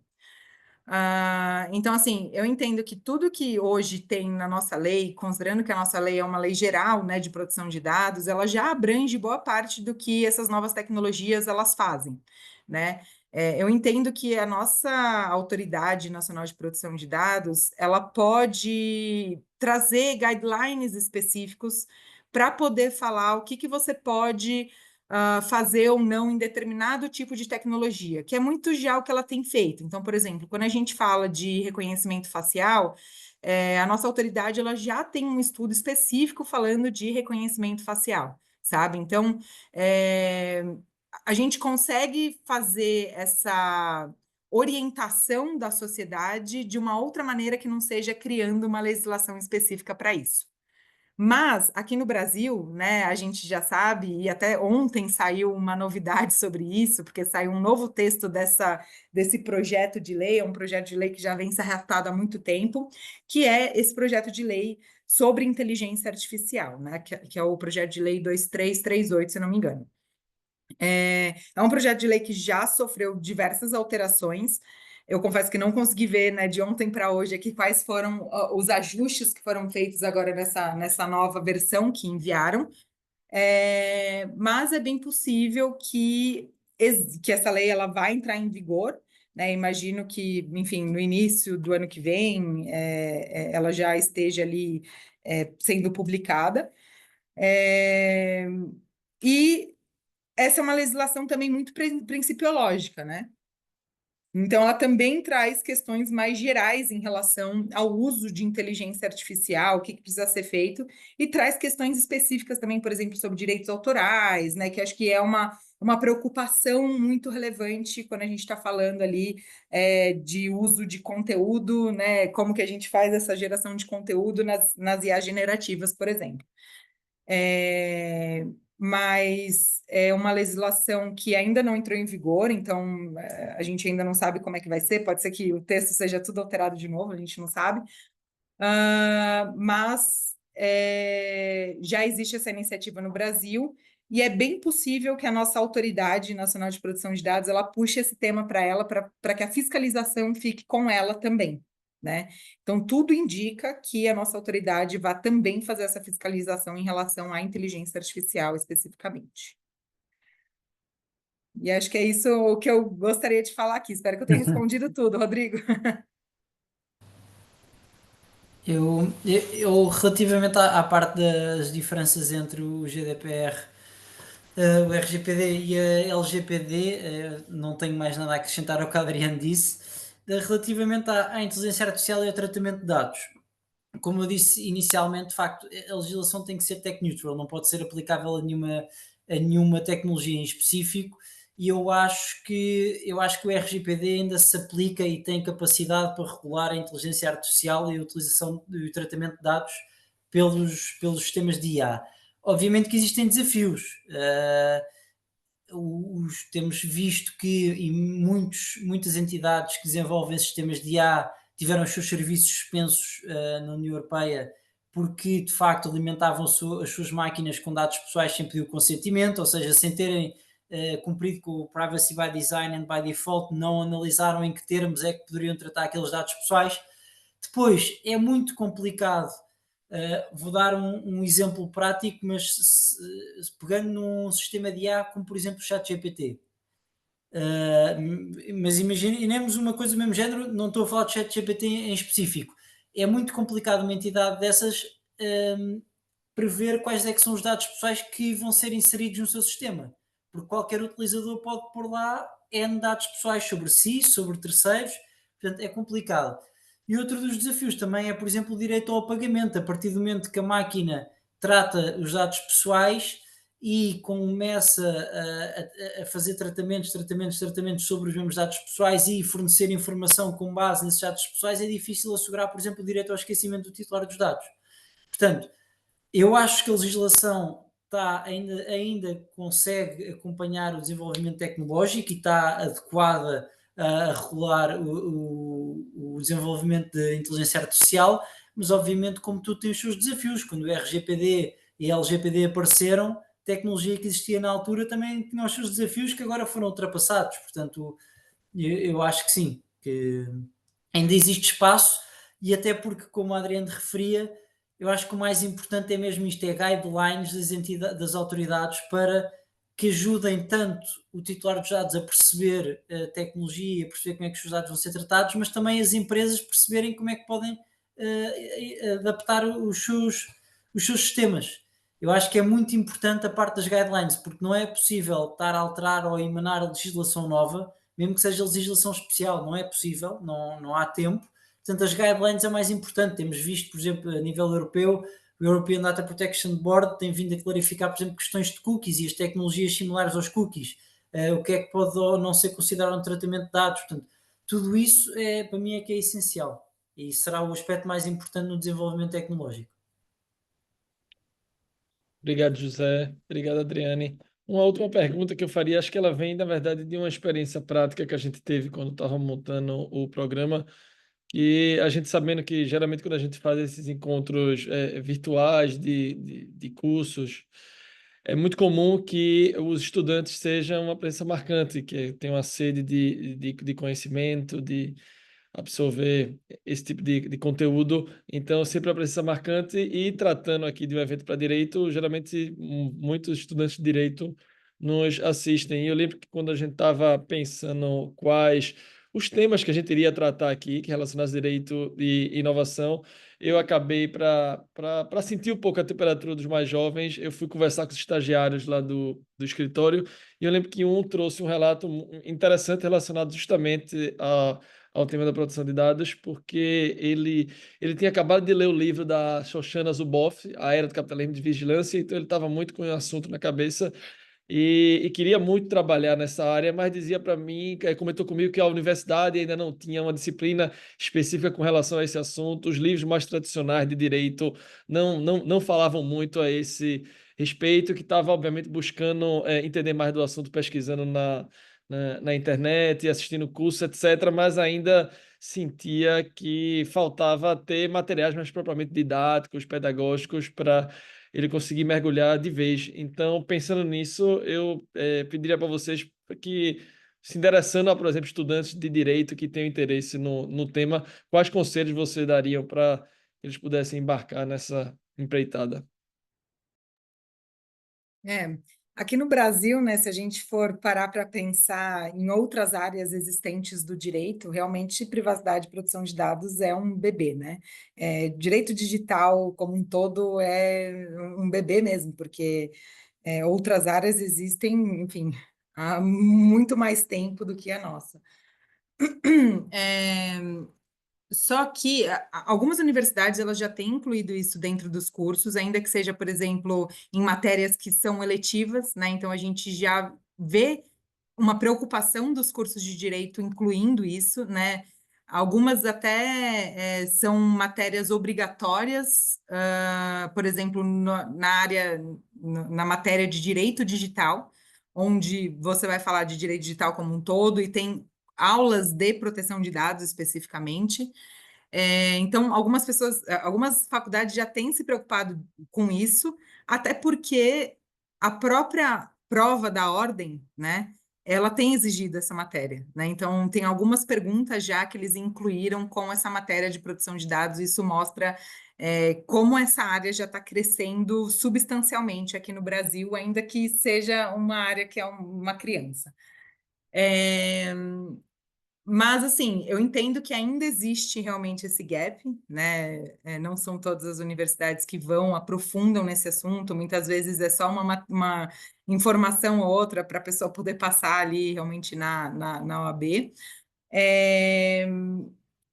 E o que eu acho que tem que ser feito são a participação em cursos, né? Então, a gente tem aqui no Brasil já algumas empresas que dão cursos específicos de direito digital, de privacidade e proteção de dados, né? Data Privacy, por exemplo, é um deles que faz toda essa questão de cursos práticos, né? Então, ele ensina o advogado a atuar nessa área. Eu, particularmente, gostei muito quando eu fiz esse curso.